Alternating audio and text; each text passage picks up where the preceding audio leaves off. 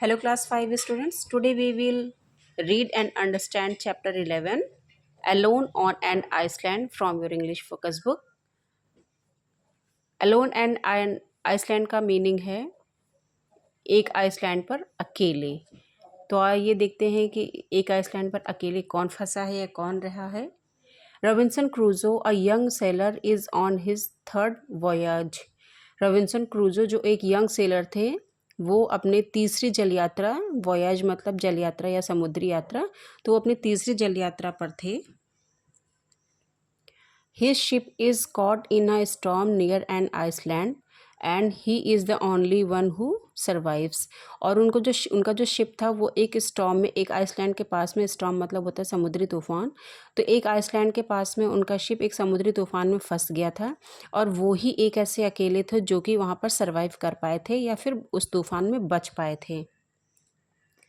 I could swim well, but the force of the waves made me lose my breath too much to do so. मैं अच्छा तैर सकता था, लेकिन जो समुद्र की वेव मतलब होता है लहरें, तो जो लहरों का जो फोर्स था, जो दबाव था, उसने मुझे जो है वो मेरी सांसों को, जैसे मेरी सांसें छूटती जा रही थी, मतलब मुझे सांस लेने में उन लहरों के फोर्स की वजह से इतनी ज़्यादा प्रॉब्लम हो रही थी कि अब मैं इससे ज़्यादा तैर नहीं सकता था। एट लेंथ का मतलब होता है after long time. At length one large wave took me to the shore and left me high and dry. High and dry की मीनिंग होती है out of the water. Though half dead with fear. और काफ़ी लंबे time के बाद में एक बड़ी लहर ने मुझे एक किनारे की तरफ फेंक दिया, जिससे कि मैं पानी से बाहर आ गया था इस डर के साथ में कि मैं आधा ज़िंदा हूँ। मतलब कि जो वहाँ पर लहरों में वो इतना टाइम उन्होंने स्पेंड किया था और जो उनकी हालत इतनी ज़्यादा ख़राब हो गई थी उन लहरों की वजह से, तो वो इस डर में थे। तो हम लोग जैसे कि जब हम लोग मौत सामने देखते हैं तो एक डर हो जाता है ना कि हम लोग ऐसा सोचते हैं कि आधे तो हम मर ही गए हैं डर की वजह से। तो वो उसी डर की वजह से जो बाहर आए तो उनके अंदर वो आधे ज़िंदा रहने का वो डर था। I got on my foot and made the best of my way for the land. और मैं अपने पैरों पर खड़ा था, मतलब कि इस समय मैं अपने पैरों पर खड़ा था और ज़मीन की तरफ या धरती पर जाने के लिए मैं अपना बेस्ट कर रहा था। So I felt so rejoiced that all I could do was to walk up and down the coast and thank God I was safe। और रिजवाइज मतलब होता है बहुत असहाय या डिफ़िकल्टी। मैं इस समय बहुत दिक्कत महसूस कर रहा था चलने में, क्योंकि वो जो लहरें थी जो इतने टाइम वो पानी में फंसे रहे, समुद्र में फंसे रहे, तो इस वजह से उनका शरीर बहुत ज़्यादा थक चुका था, तो वो चलने में बहुत असमर्थ महसूस कर रहे थे। तो इस वजह से जो है फिर जब वो वहाँ पर ज़मीन पर आते हैं नीचे समुद्र के किनारे, कोस्ट मतलब समुद्र का किनारा, तो ईश्वर को धन्यवाद देते हैं कि मैं सुरक्षित हूँ। ये रॉबिन्सन क्रूज़ो हैं जो कि लहरों ने इनको कोस्ट पर फेंका है। उसके बाद इनकी आप स्थिति देख सकते हैं, इनके कपड़े लहरों की वजह से फट उठ गए हैं और इनकी क्या स्थिति हुई है। I now cast my eyes round me and find out what kind of a place it was that I had been thus thrown in. और मैंने अपनी आँखों को अपने चारों तरफ घुमाया और मैं देखना चाहता था कि मैं किस जगह पर हूँ या लहरों ने मुझे किस जगह पर फेंक दिया है। देन ऑल द ग्ली का मीन्स होता है happiness, I felt at first left me for I was wet and cold and had no dry clothes to put on, no food to eat and not a friend to help me. और सबसे पहले तो मुझे जो है इन सब में सबसे पहले इस बात की प्रसन्नता थी या खुशी थी कि मैं यहाँ पर बच गया हूँ। और उस समय मेरे पास मतलब कि मैं बिल्कुल गीला हो चुका था और ठंड भी लग रही थी और मेरे पास कोई खाने का सामान नहीं था, ना तो कोई मेरे पास सूखे कपड़े थे और ना ही कोई ऐसा फ्रेंड था जो मेरी हेल्प कर सकता था। I feared that there might be wild beast here. और मुझे इस बात का भी डर था कि यहाँ पर कोई जंगली जानवर हो सकते हैं। It now grew dark and I thought the top of some high tree would be a good place to keep me out of harm's way. Out of harm's way की मीनिंग होती है सेफ। तो अभी अंधेरा हो चुका था, dark dark मतलब अंधेरा, अब अंधेरा हो चुका था और मैंने सोचा कि किसी पेड़ के ऊपर हिस्से पर ही रहना, मतलब किसी पेड़ की ऊंचाई पर रहना सही जगह हो सकती है जहाँ कि मैं अपने आप को सेफ रख सकता हूँ। Well I went to a tree and made a kind of nest to sleep in. और इसलिए मैं जो है एक पेड़ पर गया और वहाँ पर एक घोंसले जैसा बनाया जहाँ कि मैं सो सकता था। Then I cut a stick to keep off beasts of prey in case of any should come, and fell to sleep just if the branch I lay on had been a bed of dawn. Bed of dawn का मतलब होता है अ feathery bed, feel अ feathery bed मतलब जैसे जो है मुलायम पंखों का बेड। तो मैंने उसके बाद एक स्टिक को तोड़ा वहाँ पर या काटा, और उसको जो है इस वजह से कि कोई भी जो है जंगली जानवर अगर शिकार की तलाश में आता है तो मैं जिससे कि उससे अपनी सुरक्षा कर सकूँ। और मतलब कि अगर वो यहाँ पर आए या उसको कोई जानवर यहाँ पर सोने के लिए अगर आए तो मैं इनसे जो है इस स्टिक से अपनी सुरक्षा कर सकूं। और जब मैं वहाँ पर लेटा ब्रांच पे, उस ब्रांच पे लेटा जहाँ जो नेस्ट बना रखा था, जब वहाँ पर लेटा तो मुझे ऐसा लग रहा था कि जैसे मैं किसी फैदरी मतलब मुलायम पंखों के बेड पर लेटा हुआ हूँ। क्योंकि जो रॉबिन्सन का जो बॉडी था वो लहरों की वजह से इतना ज़्यादा डिफ़िकल्टी महसूस कर रहे थे अपने बॉडी को लेके कि जो वो लेटने के बाद उनको रिलैक्स जब होता है तो ऐसा उनको लग रहा था, उस पेड़ पर भी लेटने के बाद भी उनको बिल्कुल जैसे लग रहा था कि मुलायम पंखों के बेड पर लेटे हुए हों। When I woke up it was bright day. और जब मैं जगा तो ये दिन निकल आया था, यह एक चमकीला दिन था। The weather was fine and the storm had clear. जो मौसम था वो साफ़ हो चुका था और जो तूफ़ान था वो निकल गया था। The sea did not swell as before. Swell मतलब होता है हैव लार्ज वेव्स। तो जो तूफ़ान था उनकी जो लहरें थी अब वो पहले जैसी नहीं थी, मतलब काफ़ी शांत हो चुकी थी। But what surprised me was that the ship had been lifted by the tide in the night from the sand where she lay, and was driven up almost as far as the rock where I had been dashed against by the wave। और मैं क्या देख के surprise हो जाता हूँ कि जो शिप थी वो टाइड मतलब लहरें उन लहरों ने जो है रात में शिप को जहाँ पर वो सैंड पर खड़ी हुई थी वो काफ़ी दूर वहाँ से उसको कर दिया था, उस चट्टान के पास कर दिया था जो कि यहाँ से काफ़ी ज़्यादा दूरी पर था। और मेरी हालत भी अब लहरों की वजह से बहुत ज़्यादा ख़राब हो चुकी थी। It was about a mile from the shore where I was. और जो शिप लहरों ने जहाँ पर उसको कर दिया था रात में, वो यहाँ से लगभग 1 मील की दूरी पर था जहाँ पर मैं इस समय था। The ship seemed to stand still, and I wished myself on board so that at least I might save some necessary things for my use on board का मतलब होता है on the ship। और मैंने देखा कि शिप जहाँ पर खड़ी हुई थी तो वहाँ पर मैं चाहता था कि वहाँ शिप के ऊपर जाकर मैं कम से कम वो ज़रूरी चीज़ें जो मुझे मेरे यूज़ में आ सकती हैं, एटलीस्ट मैं वो ज़रूरी चीज़ें वहाँ से लेकर आ जाऊँ।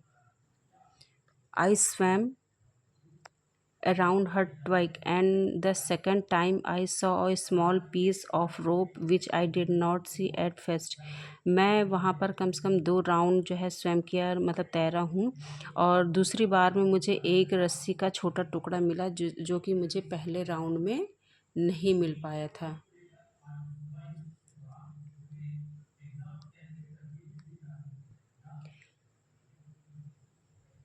I got hold of it with great difficulty, and by the help of the rope I got up into the forecastle of the ship।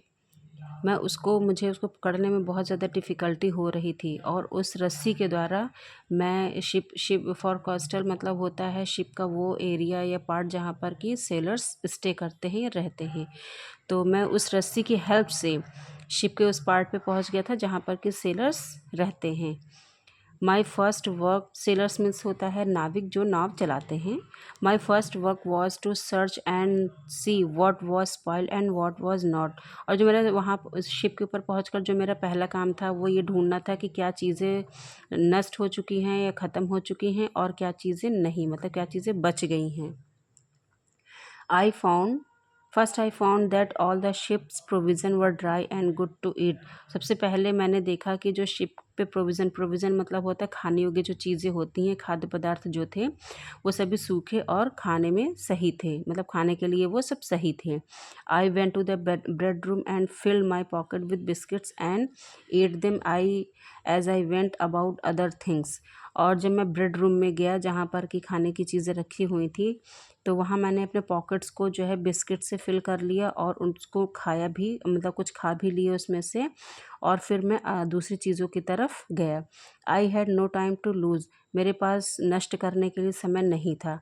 Now I wanted nothing but to boat a furnish myself with many things which I thought would be necessary.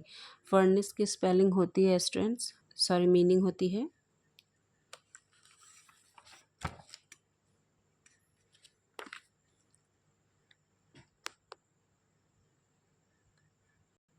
Supply और provide.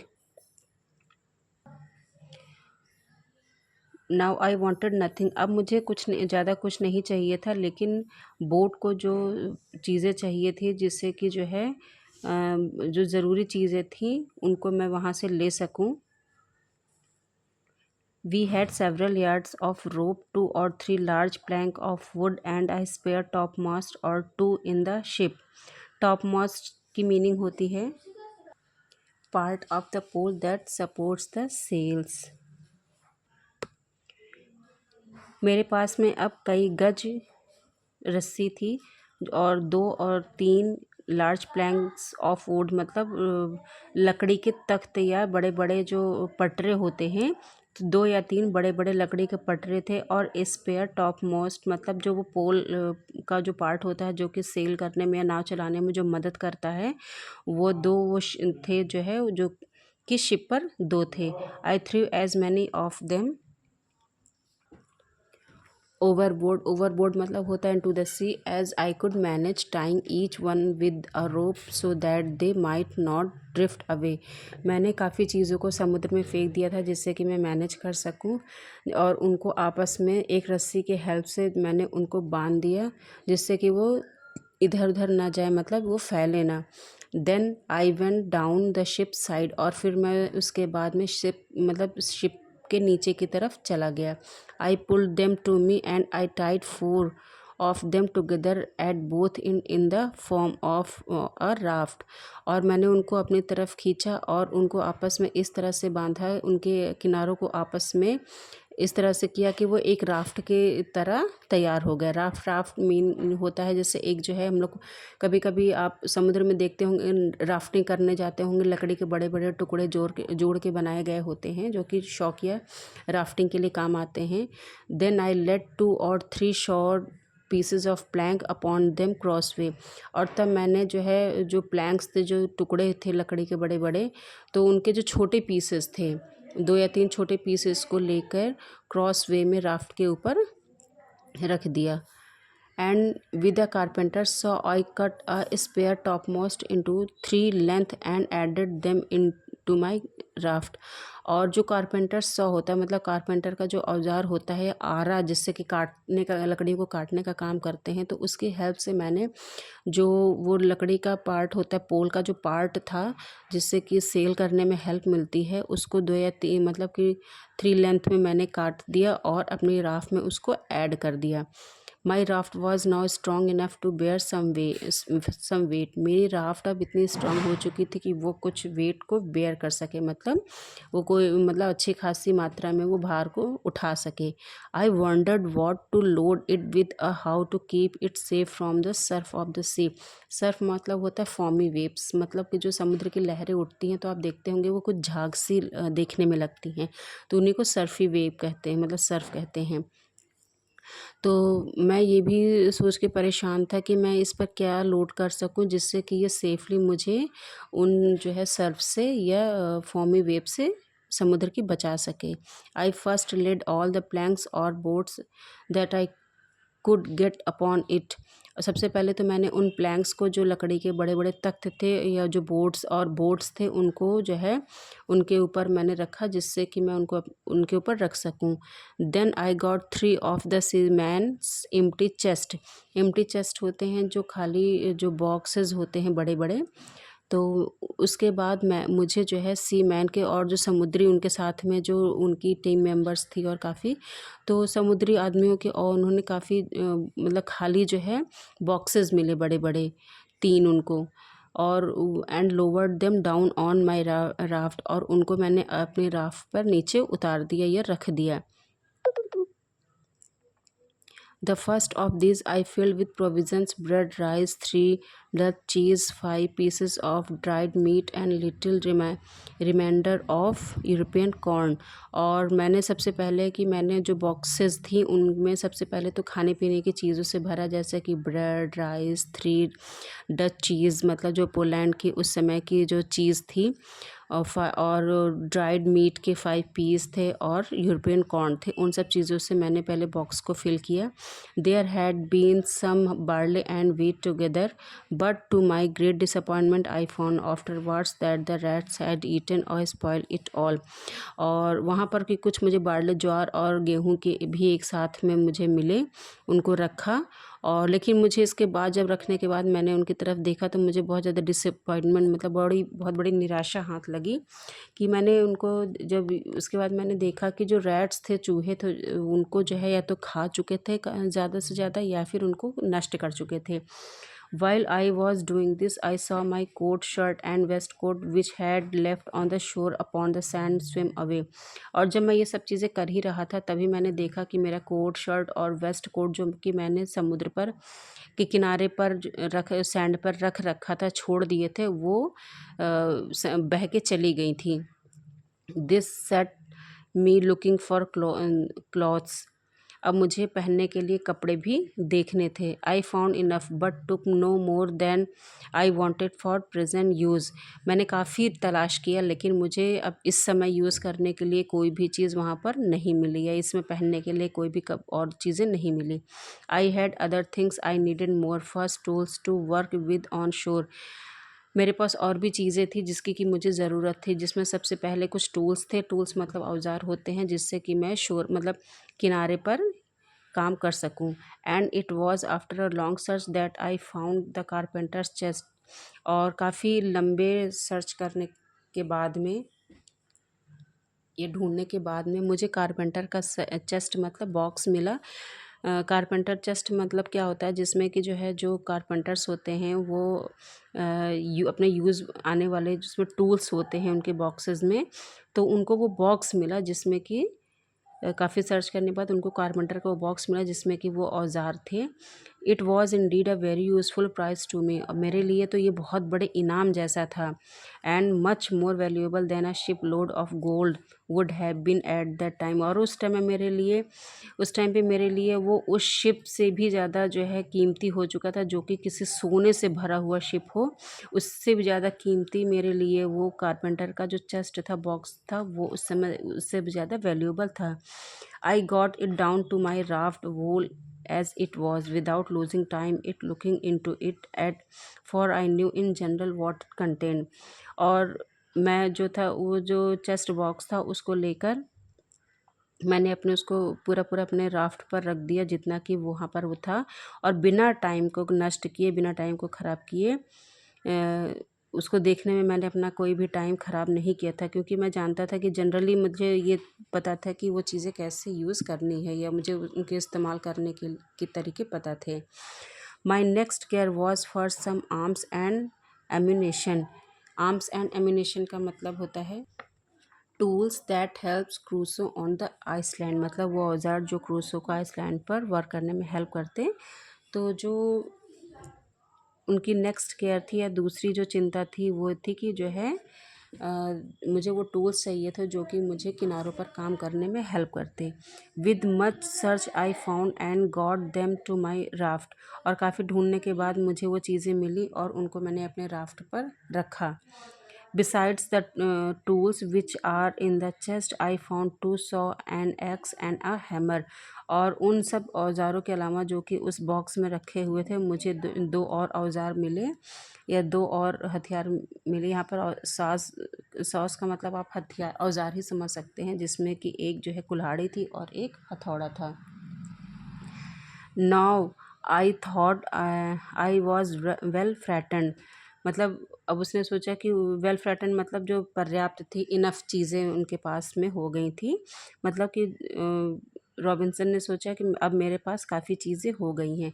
But I wondered I how I could get to shore with them having neither sail oar nor rudder. Nor oar का मतलब होता है कि students आप ये part देख रहे होंगे, एक वुडन का होता है जिससे कि नाव चलाने में हेल्प की जाती है। इसी की हेल्प से जो जलधारा होती है उसके अगेंस्ट में हम लोग नाव को आगे बढ़ाते हैं। और रडर होता है जैसे कि आप लोग कार में स्टेयरिंग होती है, उसकी हेल्प से हम लोग कार को डायरेक्शन देते हैं। उसी तरह से शिप में भी एक लकड़ी का राउंड होता है जिससे कि नाव को चलाने में या नाव को डायरेक्शन देने में या शिप को डायरेक्शन देने में हेल्प मिलती है। तब उनके लिए इस बात की भी चिंता थी कि सारी चीज़ें तो उनके पास हो गई थी, लेकिन अब उनको किनारे पर लेके कैसे जाया जाए, क्योंकि उनको जो है सेल करने के लिए ना तो वो ओर थे और ना ही रडर थी। The sea was smooth and calm. जो समुद्र था वो इस समय काफ़ी शांत और ठंडा हो चुका था। The tide was rising and setting into the shore. जो लहरें थी वो उठ तो रही थी, लेकिन अब वो सिर्फ किनारे तक ही रह जाती थी या किनारे पर ही आकर शांत हो जाती थी। By what little wind there was blew me towards the land. जो वहाँ पर छोटी छोटी मतलब कि जो मध्यम हवा या थोड़ी थोड़ी जो हवा चल रही थी वो उनको किनारे तक या ज़मीन तक बहाकर लेके गई। I had found 2 or 3 broken oars belonging to the boat. मुझे 2 या 3 टूटे हुए ओर्स को मैंने बताया ना, जिनकी हेल्प से नाव चलाई जाती है पानी में। एक बड़े लकड़ी का टुकड़ा होता है, फ्लैट होता है, जिसकी हेल्प से पानी में नाव को चलाया जाता है। तो 2 या 3 टूटे हुए ओर्स मिले जो कि उन्हें बोट से बिलोंग करते थे। With this cargo I put to sea. Cargo means होता है माल या सामान। तो इन सब सामानों को मैंने सी पर रखा। फॉर अ माइल और सो माई राफ्ट वेंट वेरी वेल। लगभग 1 मील तक मेरी जो राफ्ट थी वो बहुत अच्छे से गई। A little opening of the land appeared before me and I guided my raft as well as I could to keep in the middle of the stream. एक ऐसी जगह पर जहाँ की मुझे ज़मीन दिखाई देनी शुरू हो गई थी, वहाँ पर मैंने अपने राफ्ट को बहुत अच्छे से गाइड करके वहाँ तक मैं लेके गया। और मैं ये भी चाहता था कि उस स्ट्रीम के मिडिल में मैं अपने राफ्ट को अच्छे से लेके चल सकूं। Selling on I found my self in the mouth of a little river. और नाव को चलाते हुए मैंने अपने आप को एक छोटी नदी के मुंह के पास पाया। With land on both side, जिसके कि दोनों साइड में ज़मीनें दिख रही थी। I looked for a proper place to get to shore for I was not willing to go up the river. मैं अपने आप को किनारे पर एक सही जगह या प्रॉपर प्लेस ऐसी जगह पर ढूंढ रहा था जहाँ कि मुझे किनारे पर रह सकूं, क्योंकि मैं अब नदी के बीच में या नदी की मतलब नदी के ज़्यादा गहराई में मैं अपने आप को लेके जाना नहीं चाहता था। Hoping in time to see some ships at sea. और इस उम्मीद में कि कुछ टाइम में या एक ऐसे समय में कोई ना कोई शिप तो कुछ समय में कोई ना कोई शिप तो ज़रूर आएगी समुद्र में। Therefore I wanted to place myself as near the coast as I could. और इसलिए मैं अपने आप को उसको कोस्ट मतलब होता है समुद्र का किनारा, वहाँ पर मैं अपने आप को जो है रखना चाहता था, उस ऐसी जगह पे रखना चाहता था जहाँ कि मैं रह सकूँ। This is how Robinson Crusoe began life on island. और इस तरह से रॉबिन्सन क्रूजो ने किसी भी आइसलैंड पर अपनी लाइफ की शुरुआत की थी।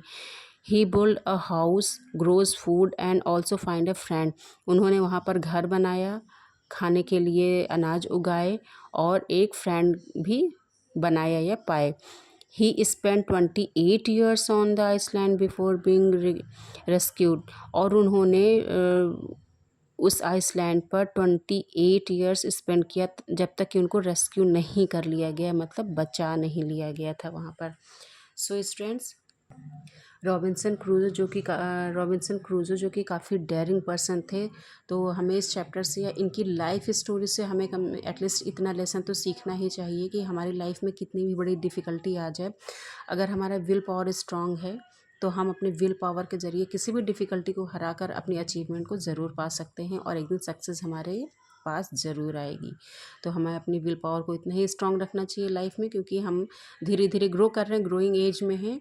और डिफ़िकल्टीज़ लाइफ में, उन डिफ़िकल्टीज़ तो लाइफ का पार्ट है और कोई ना कोई डिफ़िकल्टीज़ आती ही रहती हैं।